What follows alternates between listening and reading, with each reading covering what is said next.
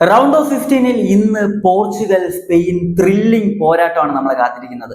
വേറെ ലെവലിലുള്ള ഒരു ഗെയിമാണ് നമ്മൾ ഇന്ന് കാത്തിരിക്കുന്നത്. അപ്പോൾ ഈ ഒരു മത്സരത്തെ കുറിച്ചാണ് നമ്മൾ നോക്കാൻ പോകുന്നത്. അപ്പോൾ വീഡിയോയിലേക്ക് പോകുന്നതിന് മുമ്പ് രണ്ട് കാര്യങ്ങൾ പറയണം. ഒന്നാമത്തെ എന്താണെന്ന് വെച്ച് കഴിഞ്ഞാൽ ബ്രസീൽ പുറത്തായി.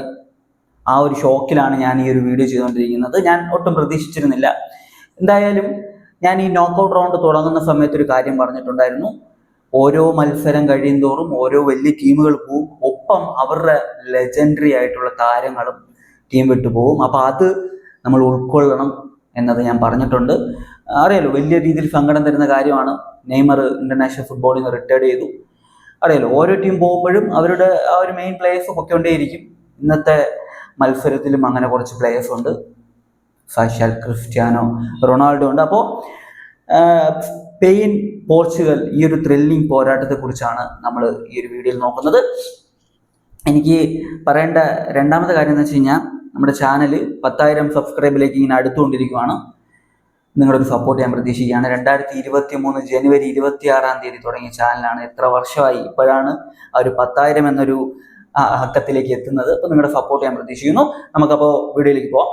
ഈ സ്പെയിൻ പോർച്ചുഗൽ ഇവർ തമ്മിൽ ചരിത്രപരമായിട്ട് പല പല പ്രശ്നങ്ങളുണ്ട്. ചരിത്രപരമായിട്ടുള്ള കാര്യങ്ങൾ നോക്കുമ്പോൾ പല പല പ്രശ്നങ്ങൾ ഈ രണ്ട് രാജ്യങ്ങൾ തമ്മിൽ നടന്നിട്ടുണ്ട്. അതുപോലെ തന്നെ ഫുട്ബോളിലും ഒരു ചെറിയ റൈവൽറി ഇവർ തമ്മിലുണ്ട്. സ്പെയിൻ പോർച്ചുഗൽ അല്ലെങ്കിൽ പോർച്ചുഗൽ സ്പെയിൻ ഇങ്ങനെ കേൾക്കുമ്പോൾ എനിക്ക് ഓർമ്മ വരുന്ന ഒരൊറ്റ മത്സരമാണ് 2018 വേൾഡ് കപ്പിലെ ഗ്രൂപ്പ് സ്റ്റേജിൽ. എനിക്ക് തോന്നുന്നു ആ വേൾഡ് കപ്പിലെ ആദ്യത്തെ പോർച്ചുഗൽ സ്പെയിൻ മത്സരമായിരുന്നു തോന്നുന്നു. ഗ്രൂപ്പിലെ ആദ്യത്തെ മാച്ച് കിടില മാച്ചായിരുന്നു. 3-3 സമനില. ക്രിസ്ത്യാനോ റൊണാൾഡോ ഹാട്രിക്ക് സ്കോർ ചെയ്തിരുന്നു. വേറെ ലെവലിലുള്ളൊരു ഗെയിം നമുക്ക് ആ ഒരു മാച്ചിൽ കാണാൻ പറ്റിയിട്ടുണ്ടായിരുന്നു. വളരെ ത്രില്ലിംഗ് ആയിട്ടുള്ളൊരു മാച്ചാണ്. എന്നെ സംബന്ധിച്ച് പോർച്ചുഗലിന്റെ വേൾഡ് കപ്പിൽ, അതായത് റൊണാൾഡോയുടെ വേൾഡ് കപ്പിലെ ഏറ്റവും ബെസ്റ്റ് ഗെയിം അതായിരുന്നു ആ ഒരു ഗെയിം. ഒരു കിടിലം ഫ്രീ കിക്ക് ഗോൾ ഉണ്ട്, അതിൻ്റെ ഒരു കമൻട്രി ഉണ്ട്, വേറെ ലെവലിലൊരു കമൻട്രി. അപ്പോൾ എന്നെ സംബന്ധിച്ച് ഓർമ്മ വരുന്ന ഒരു മത്സരം എന്ന് പറയുന്നത് ആ ഒരു മത്സരമാണ്. ചരിത്രം നമ്മൾ എടുത്തു നോക്കുകയാണെങ്കിൽ 41 തവണയാണ് സ്പെയിനും പോർച്ചുഗലും തമ്മിൽ ഏറ്റുമുട്ടിയിട്ടുണ്ട്. രണ്ട് അടുത്തടുത്തുള്ള രാജ്യങ്ങളാണല്ലോ. അപ്പോൾ സ്പെയിൻ പോർച്ചുഗൽ മത്സരം 41 തവണ ചരിത്രത്തിൽ നടന്നിട്ടുണ്ട്. 18 തവണയും ജയിച്ചത് സ്പെയിനാണ്.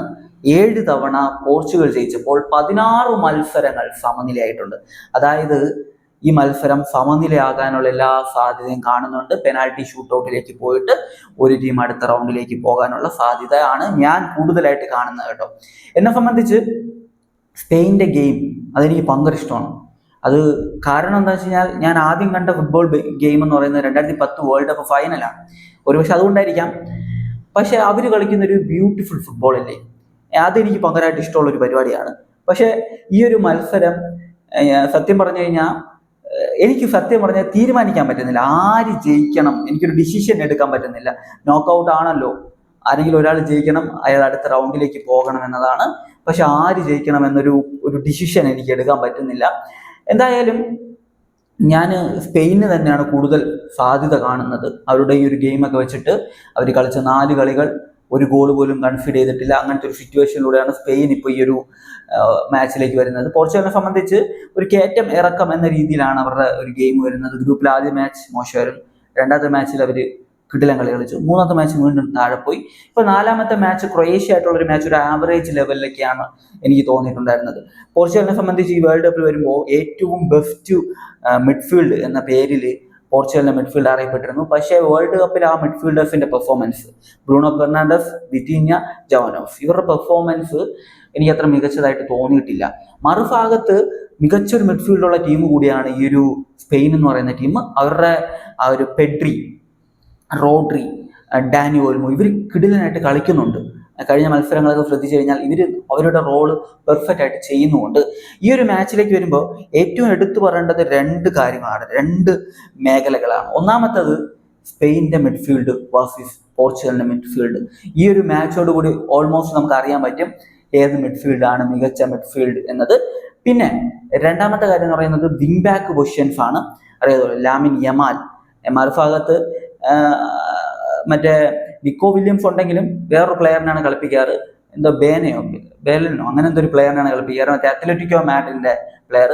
അപ്പോൾ ആള് ആ ഒരു വിങ്ങിൽ കാണും. അപ്പോൾ രണ്ട് വിങ്ങേഴ്സും തമ്മിലുള്ള ഒരു പോരാട്ടം, ഒരു കിടിലൻ സാധനം നമുക്ക് കാണാൻ പറ്റും.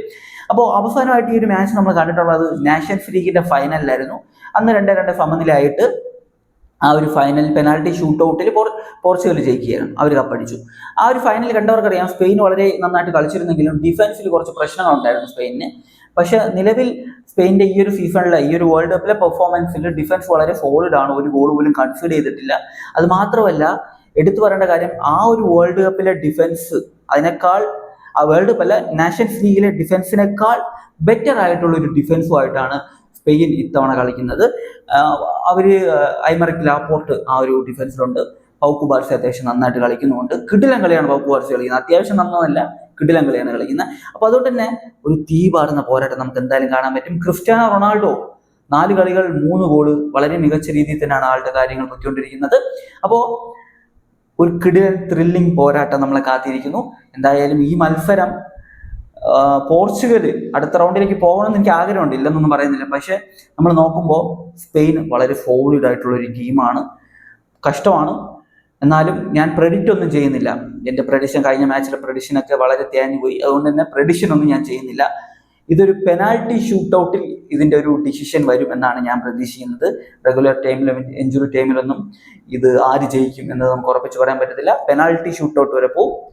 എന്നിട്ട് ഒരു ടീം, പെനാൽറ്റി എന്ന് പറയുമ്പോൾ അത് കുറച്ചും കൂടെ ഭാഗ്യമൊക്കെ വേണമല്ലോ, അപ്പോൾ ഒരു ടീം, ഭാഗ്യമുള്ള ടീം അടുത്ത റൗണ്ടിലേക്ക് പോകും എന്ന് തന്നെയാണ് പ്രതീക്ഷിക്കുന്നത്. അപ്പം നിങ്ങളുടെ ഒപ്പീനിയൻ എന്ത് തന്നെയാണെങ്കിലും അത് കമൻറ്റിൽ പറയുക. പിന്നെ ഞാൻ ആദ്യമേ പറഞ്ഞു, എല്ലാ ടീമിനും ലെജൻസ് ഉണ്ട്, എല്ലാ ടീമിലും 1-2 ലെജൻസ് ഒക്കെ ഉണ്ട്. അതായത് റിട്ടയർഡ് ആകാൻ സാധ്യതയുള്ള ആൾക്കാർ മിക്ക ടീമിലും ഉണ്ട്. റിട്ടയർഡ് ആകാൻ സാധ്യതയുള്ള കുറേ പേരുണ്ട്. അപ്പോൾ അങ്ങനെ റിട്ടയർഡ് ആകുന്ന ആൾക്കാരെ സംബന്ധിച്ച് നമുക്കത് സങ്കടപ്പെടുത്തുന്ന കാര്യമാണ്. ലൂക്ക മോഡ്രിച്ച് പോയി, നെയ്മർ, പിന്നെ ന്യൂയർ, ഇങ്ങനെ കുറേ പേര് പോയി. അപ്പം അത് സങ്കടപ്പെടുത്തുന്ന കാര്യമാണ്. അത് ഉൾക്കൊള്ളണം, അതിന് തയ്യാറായിട്ട് ഈ ഒരു മത്സരം കാണുക. റൊണാൾഡോ പുറത്താവുന്നൊന്നുമല്ല, അറിയാലോ, റൊണാൾഡോയുടെ പോരാട്ട വീഡിയോ ഒക്കെ നമ്മൾ പല പ്രാവശ്യം കണ്ടിട്ടുള്ളതാണ്. എഴുതി തള്ളിയ ആൾക്കാരെ കൊണ്ട് തന്നെ തിരിച്ച് വേറെ ലെവലിൽ പറഞ്ഞിട്ടുള്ള മനുഷ്യനാണ്. അതായത് ചില ആൾക്കാർ പറയുമല്ലോ, റൊണാൾഡോയുടെ ഗെയിം എല്ലാം പോയി ട്രോൾ ഇരിക്കുമ്പോൾ അടുത്ത മാച്ചിൽ ആള് കത്തിക്കും. അപ്പൊ അതുകൊണ്ട് തന്നെ ഞാനൊരു നല്ല പെർഫോമൻസ് റൊണാൾഡോയിൽ നിന്ന് പ്രതീക്ഷിക്കുന്നു, പോർച്ചുഗലിൽ നിന്നും പ്രതീക്ഷിക്കുന്നു. എസ്പെഷ്യലി ലാമിൻ യമാൽ ആ നാഷൻസ് ലീഗ് കഴിയുമ്പോൾ യമാലിനെ സപ്പോർട്ട് ചെയ്ത് ഞാൻ ചെയ്ത വീഡിയോയ്ക്ക് താഴെ വലിയ രീതിയിൽ ഞാൻ കുറെ തെറിവിളി കേട്ടതാണ്. തന്തയ്ക്കും തള്ളയ്ക്കും പറയുക എന്നൊക്കെ പറയത്തില്ല, അതുപോലത്തെ സംഭവങ്ങളൊക്കെ ഞാൻ കുറെ കേട്ടതാണ്. യമാലിനെ സപ്പോർട്ട് ചെയ്ത ആ ഒരു വീഡിയോയ്ക്ക് താഴെ എനിക്ക് നല്ലപോലെ ഓർമ്മയുണ്ട്. അപ്പൊ അതുകൊണ്ട് തന്നെ ഈ ഒരു മാച്ചിൽ നല്ല പെർഫോമൻസ്, എല്ലാവരും നല്ല പെർഫോമൻസ് നടത്തി കഴിഞ്ഞാൽ വലുതായിട്ട് ട്രോളലും കാര്യങ്ങളൊന്നും വരത്തില്ല. നമുക്ക് പറയാലോ, നന്നായിട്ട് കളിച്ചു തോറ്റു, അങ്ങനത്തെ ഒരു ലെവലിൽ എത്തുമെന്ന് തന്നെയാണ് ഞാൻ പ്രതീക്ഷിക്കുന്നത്. അപ്പൊ നിങ്ങളുടെ അഭിപ്രായങ്ങൾ എന്തെന്ന് വെച്ച് കഴിഞ്ഞാൽ നിങ്ങൾ കമന്റിൽ പറയാം. മറ്റൊരു വീഡിയോ ആയിട്ട് കാണുന്നതായിരിക്കും. ബൈ ബൈ വിത്ത് ഫുഡ് സ്റ്റാർ.